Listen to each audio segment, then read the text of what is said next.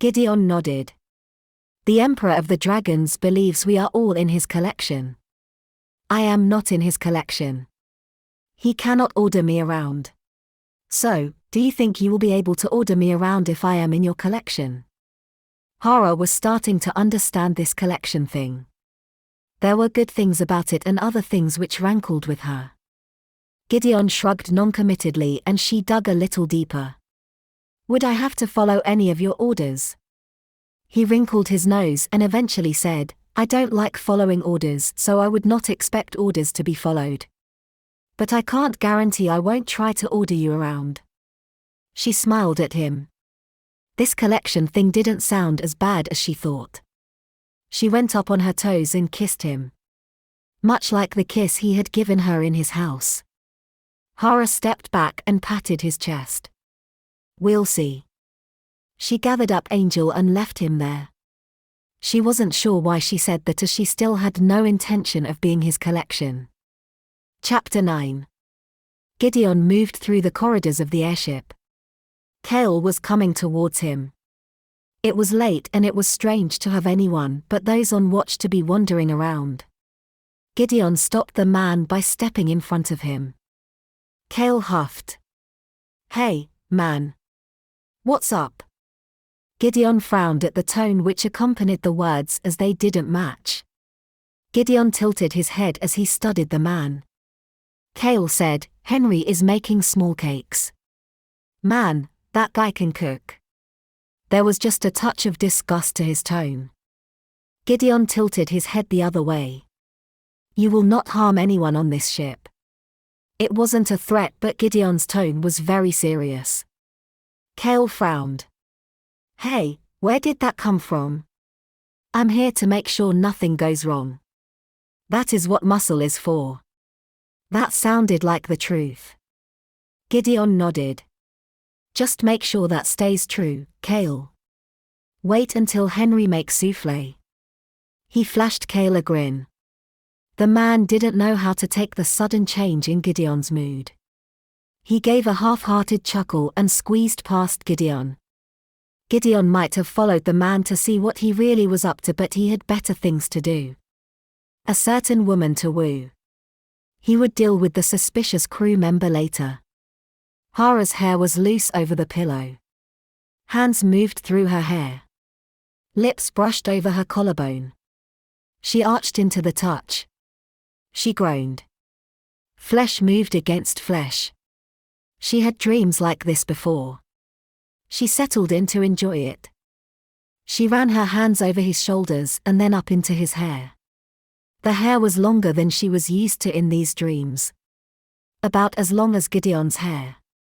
The man in her arms was suddenly very much Gideon. Hara hesitated for a moment, then thought it was just a dream, and where was the harm in that? But just as she was getting into it, she was rudely woken with a hand over her mouth. Cold steel pressed to her cheek. A voice harshly said into the darkness. Don't make a move, Captain. It was Kale. Darn. She had thought her policy of taking on everyone might bite her in the ass. It might get more interesting when Kale tried to wake up, Gideon thought. Kale swore as Angel attacked him. He let Hara go to fling Angel off him and threw her small body against the wall. There was a crunch and she went limp. Hara used the opportunity to reach for her tool belt on the bedside table. Her legs tangled in her blankets and her fingers barely brushed the belt when Kale shoved her face first into her bedding. He grunted with pain as he moved. Kale stood her up. At least let me put on some clothes. He eyed her in her nightgown. He grabbed her dirty clothes, which were over a chair, and threw them at her. He also pulled out a gun and pointed it at her. No funny business. She dressed quickly. As Hara was shoved out of the room, she saw out of the corner of her eye that Angel had moved a little. Hara was frog-marched onto the bridge. She groaned when she saw Gideon was already tied up with the others. So much for Gideon showing his true self and putting an end to this farce. Hara had been the last to be rounded up. She was tied up and forced down next to the others. They were all lined up under the window on the bridge. She whispered to Gideon. "How did they get you?" He leaned over and said just as quietly said, "Those wristbands. I told you they make things sticky." So much for hoping Gideon would save them once again. Hara glared at Kale as he turned the ship from their course. Gideon had told her he didn't think the Roshbarkers knew he was a dragon, but why then would they keep using the bands if they didn't know he was a dragon? She sat with her knees tucked up to her chest. She asked after a while, "What does the Roshbarkers want with us?" Kale kept his eyes on the map and the wheel as he answered. "Not you, but the mathematician." He didn't question that she had assumed it was the Roshbarkers who wanted Gideon. Confirming that Gideon wasn't so unlucky to have two groups chasing after him. Gideon asked, "For what?" "Because I have to admit I'm good with numbers and stuff, but really, I'm not good for much. Just ask Hara. She will tell you I'm pretty much useless." Hara snorted. "He doesn't even take his turn in the engine room. And he can't cook." There was a grunt from one of the men, but Hara didn't turn to them to see who it was. She would have guessed Henry. Kale said blandly, "You will be told when you get there." Gideon wasn't ready to leave it alone, though. "Won't it be better if I have more time to think of it? I mean, maths is about thinking." Kale hesitated and Hara wondered if he would answer at all. Then Kale said, "There is a machine which was made before the Empire.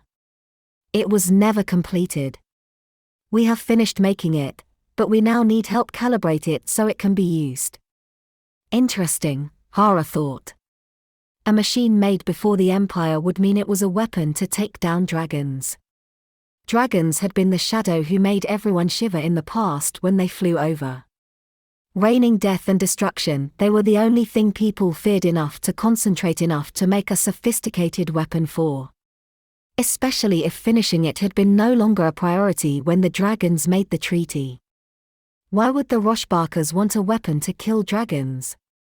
Now if it was the Rosh government, she could understand. The Empire was looking towards Rosh. With a weapon to use against dragons, they would be able to neutralize a large part of the Empire's force if they ever attacked. The bands. She glanced at Gideon. Those bands would have been difficult to acquire. But not for an entity as large and powerful as the Rosh government. Now if they tricked a group like the Roshbarkers into making a weapon to use on the dragons, they could test it without having to worry about retaliation against Rosh itself. Instead of working against the government, the Roshbarkers were being used by them. Poor bastards. Liam gasped and she looked to see where he was staring. It was Angel. She crawled along the wall. She was dragging one of her wings, but otherwise looked whole. It wouldn't be hard to fix that. Hara called to Angel and she scurried across to her and whimpered as the small creature cuddled up to her. Kale huffed. "I thought thing was destroyed." He pulled his gun out, but he wasn't fast enough. Angel hid behind Hara. Kale wrinkled his nose and put his gun away.